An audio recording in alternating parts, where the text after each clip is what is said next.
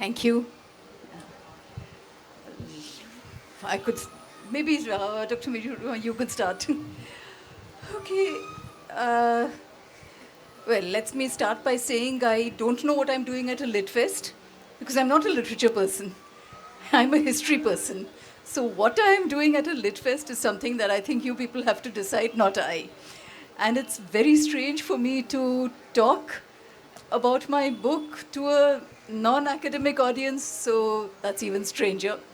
However, I seem to have become sorry to be rude, a Litfest animal, but I'm reading rude about myself, not anybody else. So that's why I'm here. And I have all my life been a student and teacher of history, and nothing more and nothing less. So that's where I'm coming from. Thank you, ma'am. This actually, as she has already told, this is a literary festival. But even though it is a literary festival, I think it is a world of communicating or sharing knowledge.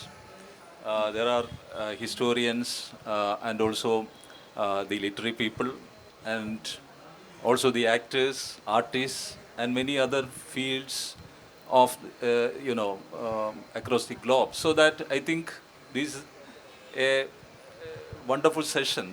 It will be a wonderful session on sea. I think oceanic history. Usually, the students of history and the common people uh, watch at sea, but it is taken for granted. We believe that sea is not part of history. It is part of geography, it is part of culture, but normally we think that sea is or ocean is taken for granted. It is there, it has no history. Um, I am fortunate enough to go through this latest work of Professor Radhika Seshan, which wonderfully delves into the different areas or arenas of the oceanic history, maritime history, which is not familiar with, unfortunately, by the common people, I think. But if you go through this book, we can see she starts with one sentence that can waters have a history? That is very interesting question. Whether the sea or ocean or waters have a history. That is, amazingly she would like to answer that question, and she writes affirmatively that ocean or sea or waters has have a very wonderful history.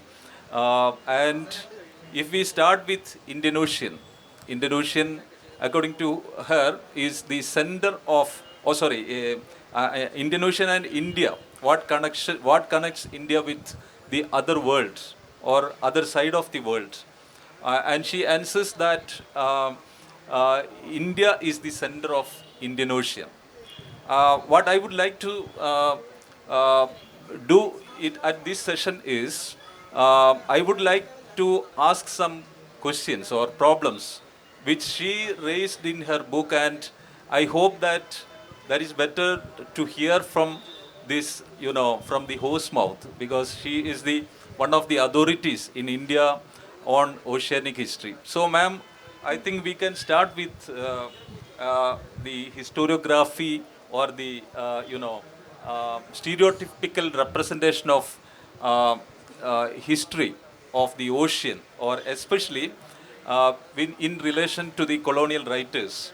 How we see, or how can we answer the stereotypes that Indian Ocean or India has no connection with the sea, or Indian history is not at all having a history of sea. Please. Okay, let's start with the transformation that occurred.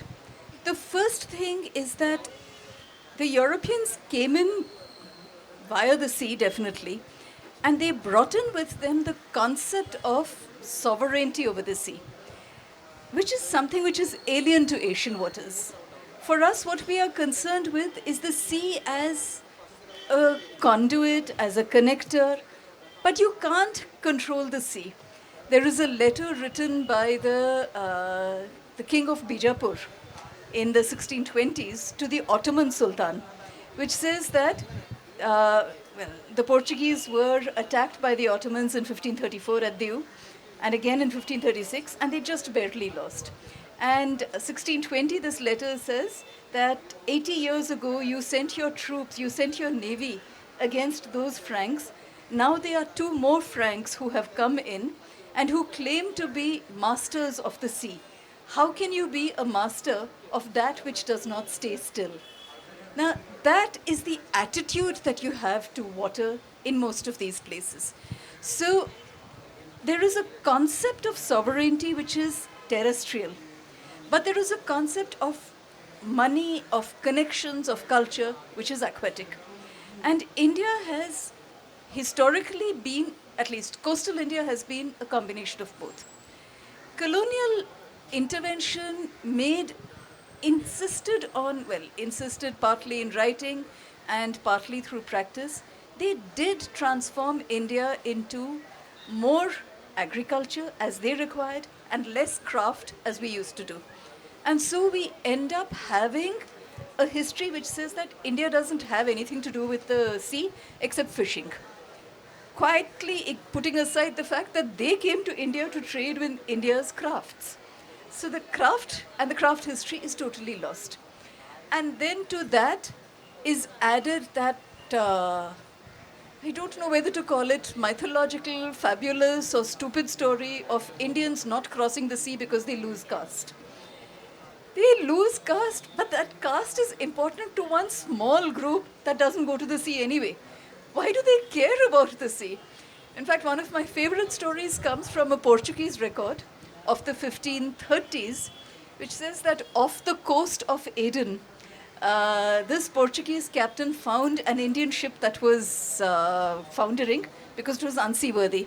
So they got the goods and the people off the ship, and this captain writes that I discovered that one of the people on board was a Brahmin, and I know that the Brahmins of India are vegetarian, and I informed him that we were at the end of our own voyage, and so what I had on board was only goats and a few sides of salted beef.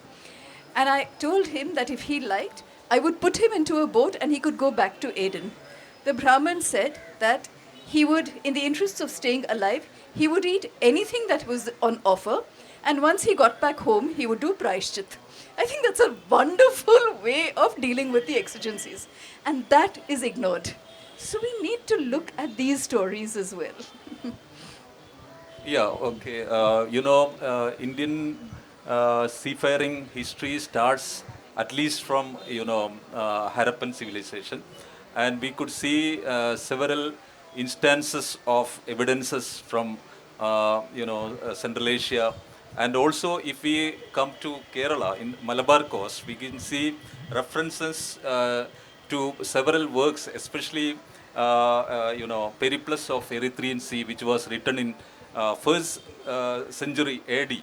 So all these evidences cover the seafaring history of Indian Ocean as well as Malabar, which refers to Roman trade in the early centuries of Christian era, and from there starts very flourishing trade with India and Indian Ocean world. And my question is with regard to how India was important in the case of Indian Ocean trade, because you referred to one term, that Indian trade. There is a specific reference to Indian trade in the Indian Ocean. Okay, now first, the phenomenal range of production that there is in India. And there is a 10th century record of the Rashtrakutas, which is Maharashtra, which talks about tax being collected from 57 varieties of rice.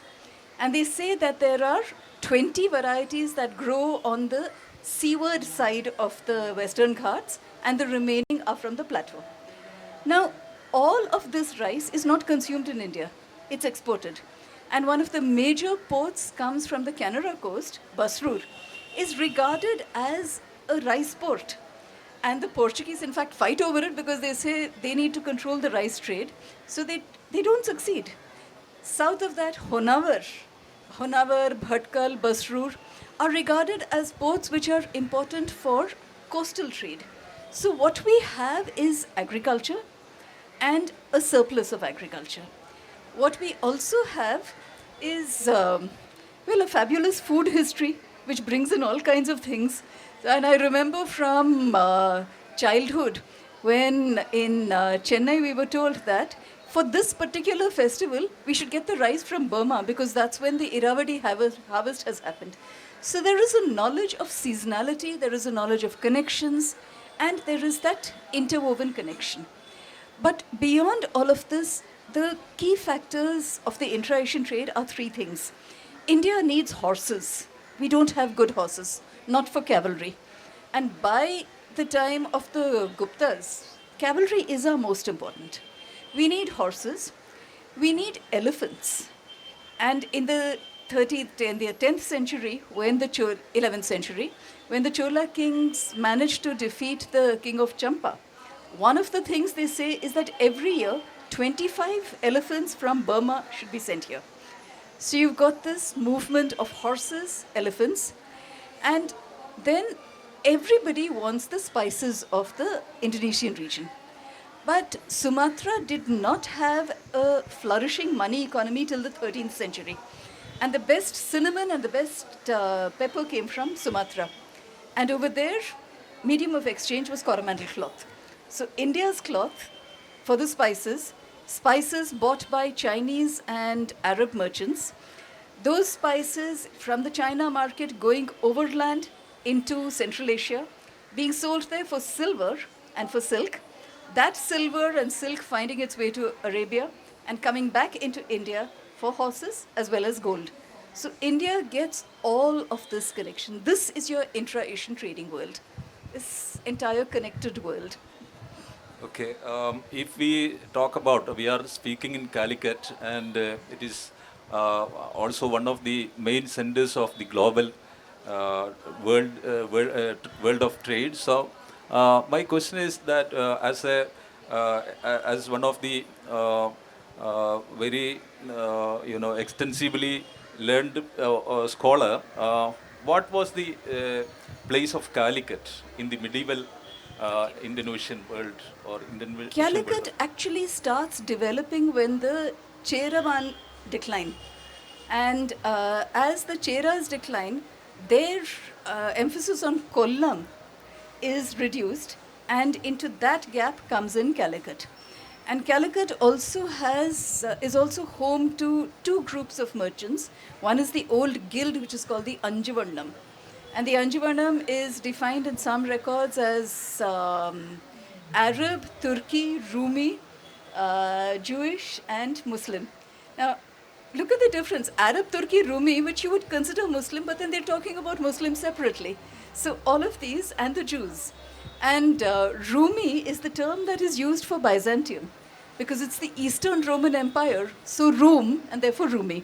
So they are distinguishing ethnic groups and Jews, all of them are operating out of Calicut in particular. And the Rumi and the Jews bring with them the Sassanid Empire connection. So the connection with West Asia, and that moves into Calicut. Then there is also the Sassanid have a connection with China overland, but now Calicut becomes the transshipment point for the China produce. So Calicut develops as that, as the hub of the trade connecting China, Indonesia, and Aden. These three areas. That's your connection. Okay, for the sake of audience information, can you explain the extent or expanse of this Indonesian world? Okay, it's connected by both sea and land. First, it isn't only ocean. Remember that we have the monsoon. And the fact of the monsoon is that it's seasons have changed now, but by and large, it is June to September. Okay. At that time, the land route connecting Asia to India is open. In winter, when the Bolan and the Khyber are closed, the sea routes are open. So India is one point in the Asian world which is never cut off by weather. And so it is central, not just in production, but in geographical and in environmental terms also. You can always find your way here, by sea, by a combination of sea and land, and even at the worst of the monsoon, you can do the coastal navigation. Also, if the Arabian Sea is closed, the southern Bay of Bengal is open. If the southern Bay of Bengal is closed, the northern Bay of Bengal and the Arabian Sea are open. So we're never totally cut off. That's your inter-Asian world. So India, Eastern Africa, Egypt, Red Sea, Persian Gulf, Central Asia. So we have records of people coming from the Caspian Sea. We have mention in some of the records of the cold desert, which is your Isikul and Taklamakan desert. No? Then we have routes which come from through Egypt into Darjeeling and into India. Then we have mention of the Tista and the Brahmaputra connection. So you've got all kinds of connections. We're geographically blessed in terms of the Indian Ocean, the Asian world. In this book, you have mentioned about the role of religion in the emergence of India's trade, especially the overland trade as well as overseas trade. Please explain. Okay. First, religion as understood today as being segmented, compartmentalized, does not exist. By and large, what we have is a multiplicity, all of whom are given permission to work, and all of whom are recognized. Okay, the easiest example is an example from Aurangzeb's time, when there was a conflict between the Armenians and the Dutch in Surat. And Aurangzeb declared that the Dutch would have to be tried by the Mughal Qazis. The Armenians could be judged by their own system. When the Dutch objected, he said, but you don't have laws that we recognize in India. They have laws that we recognize in India. So religion seems to have been less of a factor than the legal recognition of fitting into a system. And that's where one needs to locate religions. Historian needs sources. It is a very different area of knowledge. You can't speak without the sources or facts. So as we enter into the field of historical writing on ocean, what are the challenges? Sources. Yeah. Well, the fact is that many of us work on the period after 1500 because there are so many more sources. The advantage of the Europeans is that they kept extensive records of everything, including day-to-day activities. So with the result, one finds this huge corpus of material in English, Dutch, Portuguese, French, Danish, German as well. All of them are writing about India in multiple ways, and all of them are writing about the Mughal Empire, the Bijapur Empire, the Golconda Empire. So we get a lot of political information, but what we get, particularly from the German records, is a fascination with the technology and the science of India. So for all that they say there was no science, there was no technology, there are journals that are devoted to the science and technology of particularly weaving and glassmaking in the German journals. Now these are our sources. Then for an earlier time, we have texts in mostly Tamil. I haven't seen the Malayalam writing at all. I'm not, but there's a lot in Tamil. And there are a lot of inscriptions. So the Kannada, Telugu, Tamil inscriptions, that gives us a lot. And then there is literature. I mean, there is all the Bhakti literature, for instance, that talks about the sea and the connections with the sea in a whole lot of ways. So those are our sources. My next problem is with regard to the state. What was the role of state in the prevalence of this oceanic trade, whether they were supporting and favoring this kind of trade, or there were any kind of restrictions from the side of the By rulers. and large, there are no restrictions. By and large, the state supports the merchants, and particularly the 16th, 17th century, the state supports its own merchants against the European merchants. 18th century, there is this Marathi source, the Ajna Patra, which says that the duty of a king is to promote the market and the merchant and to keep an eye on the Europeans because they will take away everything. This is an early 18th century source, it's in Marathi. And that is the attitude. So by and large, the Indian state systems support the Indian merchants. Another case from Surat in 1720, when the rumor came into Surat Bazaar that English pirates had attacked the ship of a Muslim merchant. It was Abdul Ghaffur's ship, had been attacked and seized by English pirates.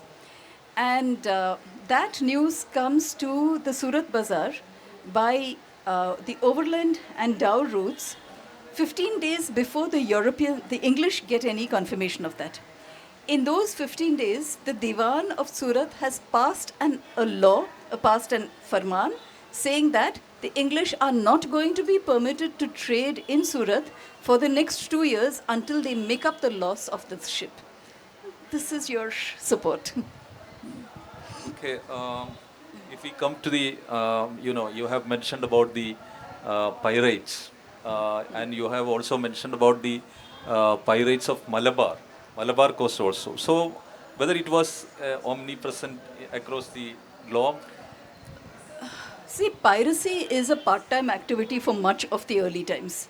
As in, when agriculture is not very good, piracy, from what I've been able to see, piracy increases at times of drought. When they don't get a good harvest, they take to the sea and they attack the shipping. And piracy is livelihood. So the European notion of piracy, which is done in the West Indies and the Mediterranean, is not strictly applicable in the Indian context. Yes, it is attacks at sea, but it is also seasonal attacks at sea. What I think is a major issue that I need to look into a little bit more is this entire notion of Malabari pirates, which starts coming up when Calicut and Kannur start challenging the European power. So it is a label which allows them to attack without any problem. I think that is something I need to look at a little bit more. That's my next area. But piracy exists, always has. Human greed is a reality. And theft of any kind, you have, I want, I'll grab. That kind of logic always exists. So that is equally at sea. And remember the amount of money that's going around the sea. So much easier to get somebody else's benefit and take it for yourself. But in the 18th century, we also find Dutch saying that the Malabar pirates, because they are trying to impose a monopoly on pepper, and the king whom they're forcing, mostly the Kannur area, is saying that I can't do anything because they're all... And these are the Malabar pirates, because they take away the pepper and they sell it on the Coromandel coast. Those are the people who are being called Malabar pirates, not really at sea. Okay, by 15th century, there is a change of balance of power across the sea. What was the reason? Whether it was a religious reasons or otherwise a new economic transformation occurred during this time in Europe? It's not religious, definitely. Religion comes in as a cover for other activities. Religion becomes the excuse. It is not the motivating force. But what happens in the 18th century is primarily a shift in political balance in India itself, where the larger empires which patronized and protected the Indian merchants all start declining. The Mughals vanish, Bijapur and Golconda vanish. What you are left with is smaller kingdoms like Ikkeri, which still continue to protect, but who are limited. or the Nawab of Arcot. Now, the Nawab of Arcot tried to set up a new port south of Chennai, but he wasn't able to because he didn't have the resources to. So there is a shortage of resources at the local level and a lack of patronage at the all India level. I think those are more. And into that gap, you get the English and the particularly coming in. And in the process, they provide a security which I think is not available to them anywhere else. Yeah, my question is with regard to your reference to stories or myths regarding Pastor John. Yeah. Prester John was one fascinating person. Supposed to have been this Christian king who ruled somewhere in the east and who had this fabulous land full of wealth. And I mean, the stories about him are fabulous in the best sense of the word, full of stories, mythology. So Prester John is supposed to have had plates of gold, emerald, and sapphire. Those would have been extremely heavy to carry around, but anyway. And he was supposed to have this army which had one army which was dressed entirely in green and had an emerald cross. So all of these stories. But what happens in Europe is that in the 13th century, around the time of when the Crusades are coming to an end, a letter starts circulating in Europe, which is supposed to be from Prester John, which says that mine is this great country of Christians, but we are surrounded by the infidels. Come to the service of Christianity, and I will give you trade in return. And as Europe knew that there were communities, particularly the Nestorian Christians who existed around, this began to be linked to the Nestorian Christians. And so the search for Prester John's land began. And he's one actually traveling country. So it is first located in Calicut. Then when the Portuguese come to Calicut, they discover there's no such thing. So he's shifted to Ethiopia, get to Ethiopia, find there's no such thing, and finally put him in Shangri-La, Tibet, where you don't have anything at all.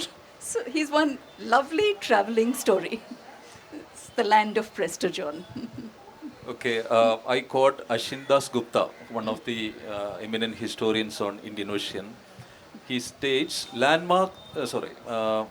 Vasco da Gama, the arrival of Vasco da Gama on the Indian shores was a landmark wherein we do not quite know what it marks.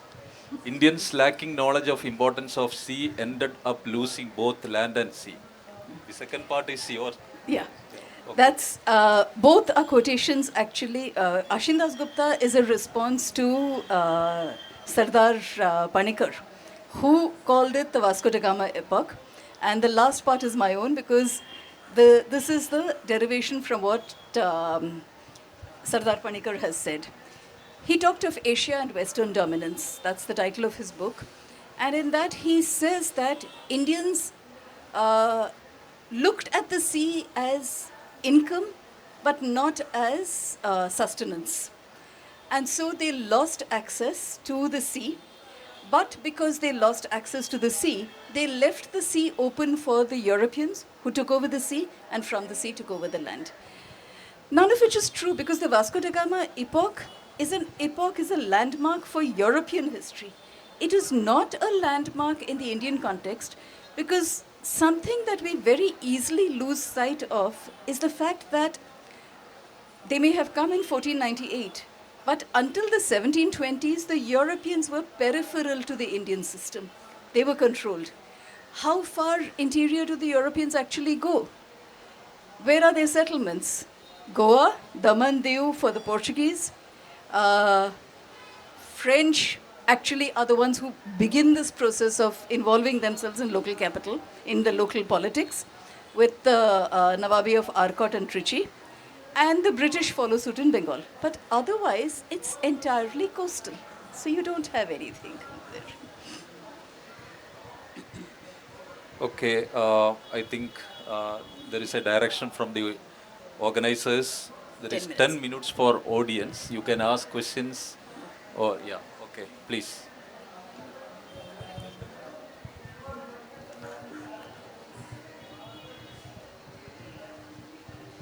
regarding the global influence that India exerted, particularly in Asia. We see that before the 15th century, the influence of southern India, particularly in Southeast Asia, was quite tremendous, to the point where we were controlling several aspects of their monarchies, helping them to establish new empires as well. So why do you think the primary reason that our control over that region receded? And do you think that perhaps if it didn't, the entire history of the Asian trade routes would be different? Do you think we would have been able to fight back against the Europeans if we were more united and if our control had been retained until that point? Okay, let me take the second part first. If.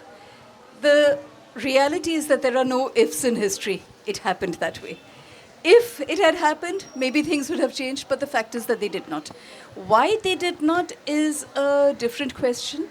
I think I would locate this, and going back to your earlier, the declining influence of India in Southeast Asia is due to the emergence of stronger Southeast Asian polities, particularly the kingdom of Ayutthaya.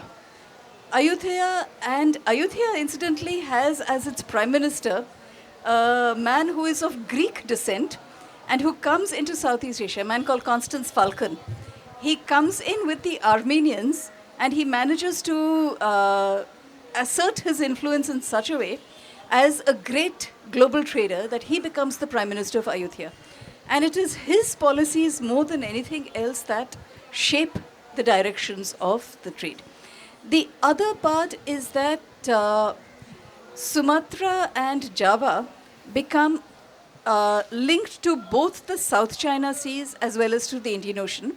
And Java starts looking more towards the South China than to this.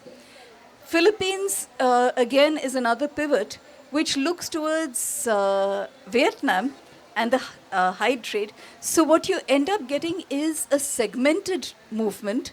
And in that segmented movement, Southeast Asia itself becomes the pivot without reference to India. So there's a different world that comes in.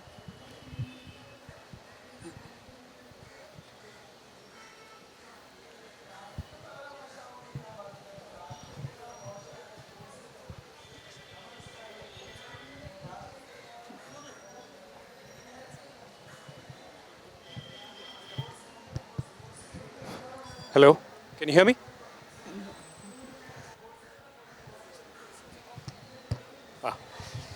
So, ma'am, in the Indian history books or about South India, we hear a lot about Calicut and Muziris, and it's made to sound that they were like the most prominent ports in this part of the world.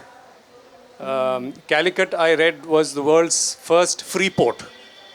The concept of free port, meaning in those days, if you were not from that country, you could not just berth in any port. But Calicut allowed foreign ships to come and trade. And then, much before that, there was Muziris. So, how important were these ports of Muziris and Calicut in a world context, not just in an Indian context? In a world context, these are, for Europe, these are the premier pepper ports. And pepper is the primary spice in the European markets. So these are the ports from which the pepper comes in. These are also the ports from where cloth comes in. So we have Pliny the Elder grumbling about how Rome was being drained of its wealth because the Roman nobles were wasting Rome's gold on unnecessary luxuries like Indian cloth. So you have that also. Calicut as a free port, the term free port is inaccurate because free port is very much a development of the colonial world and the context of mercantilism. There is always a certain sum charged. What is charged is on the value of the goods, but what you have is also permission that is granted to stay for one season.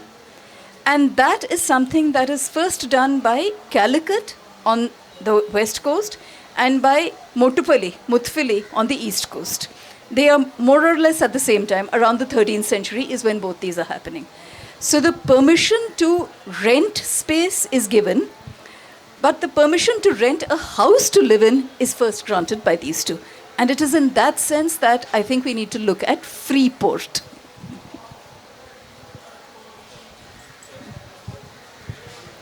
I'm sure you might have looked at this in your work, but what you when you were talking about piracy, it reminded me, and I wanted to know more about it. The Konkan and Maharashtra coast, whenever I've been there, lots and lots of stories in these families about piracy. As you said, part of it seasonal, but also calculated brigandage in luring ships to the rocks. Yes, definitely. Did that happen? Was that significant? That was not significant. It is more that, well, the Konkan is finally pretty rich land in terms of resources. And so there is agriculture, but there is also money available. And there is fresh food and water. And brigandage begins, I suspect, with the coastal navigation, which is attacking this. So piracy in the Indian context is often coastal. And so you get the hero stones all along the Konkan. Not on the high seas, because by and large, the high seas were ignored. Okay, let them come. Sooner or later, they have to come to land. Attack them here. So it is coastal. The high seas piracy develops with the Europeans.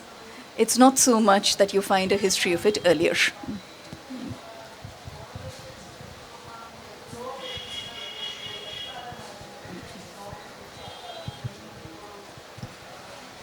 Any questions, more, or suggestions, comments, anything?